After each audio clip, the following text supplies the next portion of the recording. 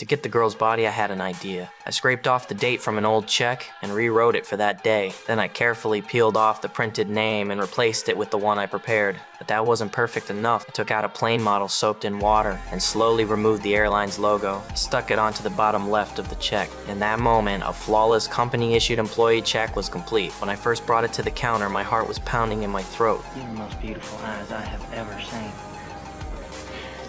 I do get that all the time. I almost got caught, but I pushed through. That day, I got my first taste of success. From that moment on, a crazier idea exploded in my head. I started buying model planes in bulk, mass producing the logo stickers, kept acting like a pilot and cashed in fake checks one after another. I thought I was already bold, until one random conversation showed me the real opportunity. Are you my dad head to Miami? Yes.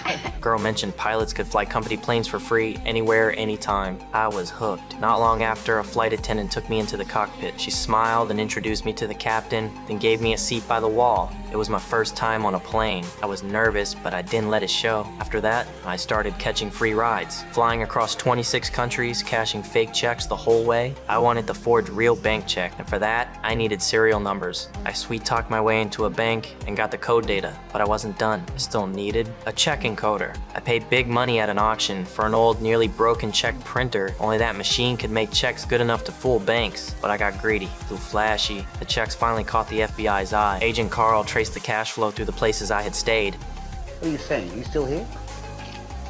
201. He was getting closer. That day I was packing in my room when there was a knock at the door. Carl burst in. The room looked empty, except for faint water sounds from the bathroom. He grew alert, shouted at the door for me to come out. I opened it slowly. You're late, all right? My name's Allen, Barry Allen, United States Secret Service. Your boy just tried to... Smiling calmly while my mind raced for an exit. He asked for my ID. I acted compliant and handed him my wallet. Right then, I pointed outside. Carl glanced out. Someone was being put in a police car. I slipped out the door and vanished into the crowd. He'd never seen my real face. He had to believe me. By the time he sensed something was off and checked the wallet, it only had useless cards inside. He ran to the window, but I was already gone. That was our first face-off, and clearly, I won. He lost. Oh, God damn it!